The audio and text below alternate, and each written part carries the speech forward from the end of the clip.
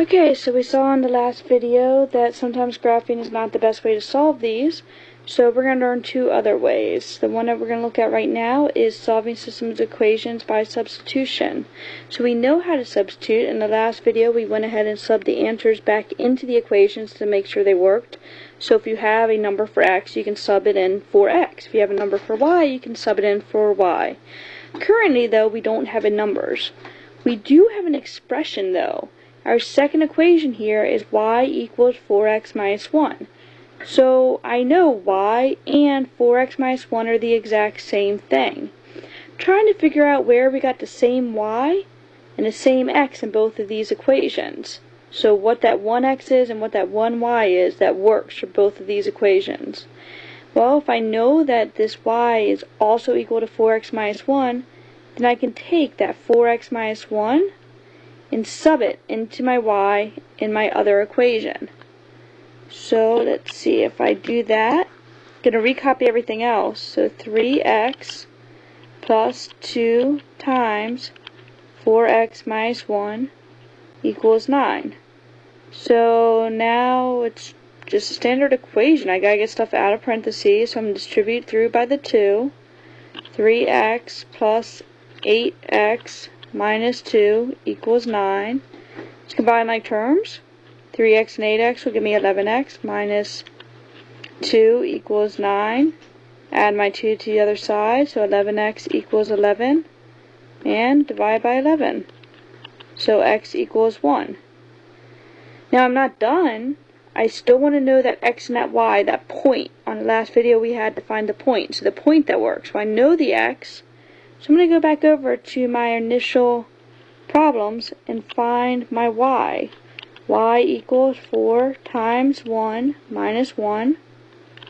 Y equals 4 minus 1, so 3. So now I think I found my point. I have x is 1, y is 3. I still want to check it, make sure it works. So I'm going to sub it into my other equation. So let's see. 3x plus 2y equals 9. So 3 times 1 plus 2 times 3, does that equal 9? 3 plus 6 does equal 9, so yeah. So this is my answer, which is good. It's the same answer we got last time. So let's try another one. Say I have something like 2x minus 6y equals 12, x plus 3y equals negative 6. This time I don't already have it solved for a variable. The previous one we already had y equaled 4x minus 1. So this one I probably first want to start off by solving it for a variable. So what would be the easiest variable for me to solve this for? And just by looking at it, it'd probably be pretty easy for me to solve it for that second x, that x in the second equation. That has no number in front of it, so it's only going to be one step to solve it, and there's no chance of me getting a fraction. So I'm going to go ahead and solve it for x. I'm going to subtract 3y, and I'm going to get x equals negative 6 minus 3y. So now I know what x equals. X equals this expression, negative 6 minus 3y. So I'm going to take that and sub it in to my other equation. I need to use both equations, so I want to make sure I sub it into my other equation. And if I do that, I'm going to get 2 times negative 6 minus 3y minus 6y equals 12. So start off the same way, go ahead, distribute. Negative 12 minus 6y minus 6y equals 12. Continue, I'm going to combine like terms. So negative 12 minus 6y should be negative 12y equals 12.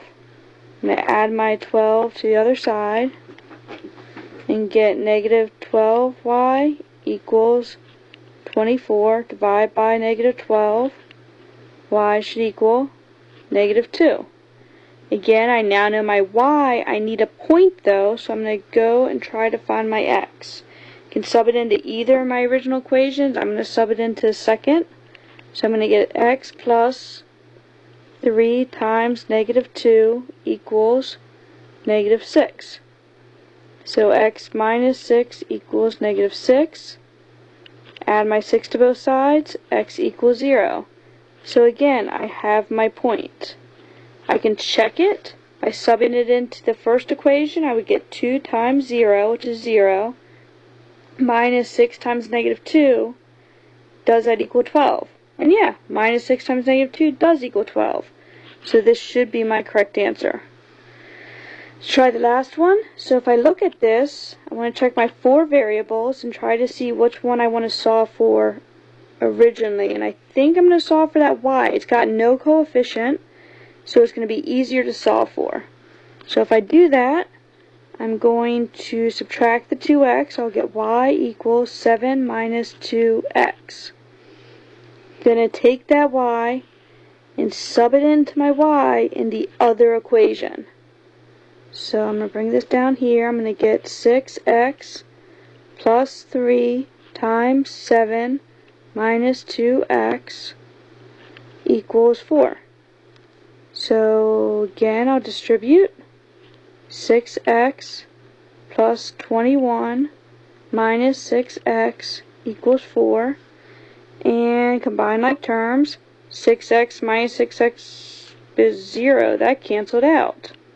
So I just got 21 equals 4, which is strange. As far as I know, 21 does not equal 4. Well, if you remember what the graph of this looked like, again from the previous video, it looks something